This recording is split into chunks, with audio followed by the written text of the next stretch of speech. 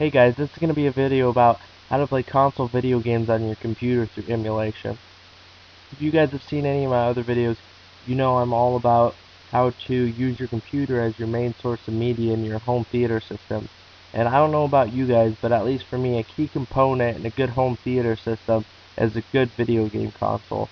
And what emulation allows you to do is essentially use your computer as any and all video game consoles before the current generation. And at the time this video was made, the current generation is Xbox 360, PS3, and Wii. And that statement's not entirely true because there is an emulator out for Wii, but as a general rule, whatever the current generation is, they're probably not going to have emulators out for it. So, you guys might be wondering, why emulation? Why not just have all the different consoles? Okay, well, for one thing, let's say you have a PlayStation, a Sega Genesis, a Super Nintendo, you know, whatever you have all these video game consoles and you play them all individually, you still play them. If you had the emulators on your computer, you wouldn't have to have each individual application. You could condense all of your video game consoles into that single computer, and you wouldn't have to be switching between remote controls. Sometimes it gets kind of hard to switch between remote controls and get your hands used to them. You have just the one remote control for your computer. You have all your consoles right there on your computer. You don't have to mess around. You get rid of a ton of clutter. It's just sorry about that. It's just a really nice way to organize all your video games. So, as you can see, I'm at a website called Emulator Zone, which is my favorite place to get emulators. Right now I'm at the Super Nintendo emulator, and by the way, I'll have a link to this in the description box. I'm at Super Nintendo right now, the Super Nintendo emulators. And up here it just kind of gives the description about the console itself. And then when you scroll down, hold on a second, it's not scrolling for me. There we go. When you scroll down, it has the different emulators they have for it, and as a general rule, you want to get the ones with the highest rating, which only makes sense because you want to get the best one. Over here in the sidebar, as you can see, they have all the different consoles, and you can see I'm not lying.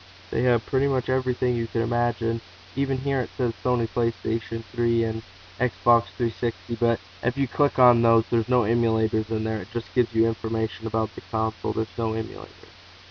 So, like I said before, if you guys have seen any of my other videos, my favorite media center, Media Portal, has an application for emulators. So when you go into Media Portal, it says emulators, and then you go into emulators, and then it'll bring up all your different emulators, and you just click on whichever console you want to play.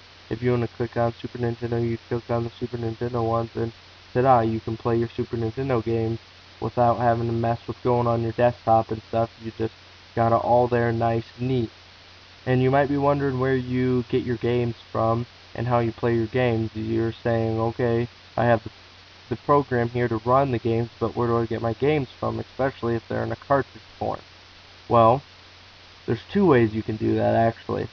The first way is some of the emulators will allow you, if it's like a PlayStation 1 or Sega Dreamcast or something that uses a CD-ROM, you can actually place the CD-ROM into the computer and it'll read it. But only some of the emulators allow you to do that. And a better way to do it is I'll have a link to a video over in the description of a guy that shows you how to download big files, and then just go to the website he gives you, and the word for video games, or you know, the actual games themselves, is ROM when they're on the computer. So let's say you go to the website that he gives you and you want to get Super Nintendo ROM. Alright, so you go to the search bar, you type in SNES ROMs, and it should bring up you know, one file, and it has all the different ROMs in there for that console. And usually they'll have files that contain every game ever made for that ROM or for that game console or close to. So yeah, just go in, you type in whatever the game console is and then ROMs, and then it'll come up, and usually they'll say like 723 ROMs, and then you just go and then you get them.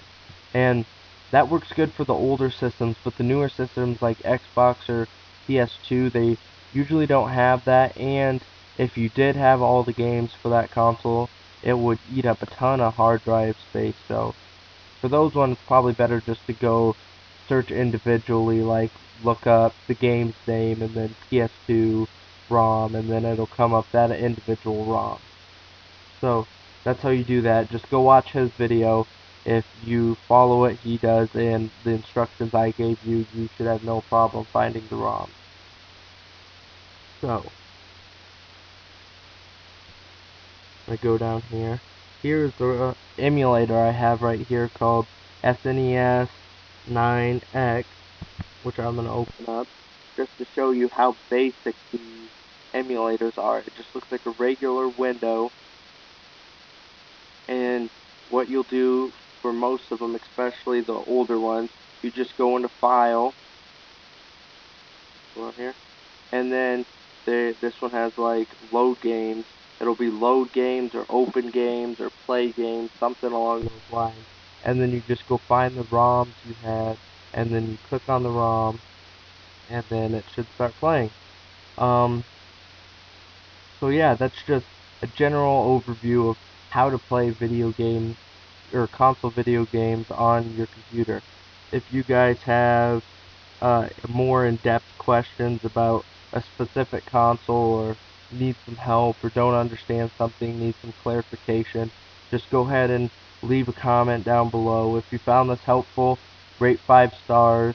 Yeah, I have no problem with helping you guys if you guys need some kind of help, or want to ask a question. So yeah, thank you guys for watching. If you're interested, go watch my other videos. I have a lot of other stuff about how to use your computer in your home theater system. So yeah, thanks.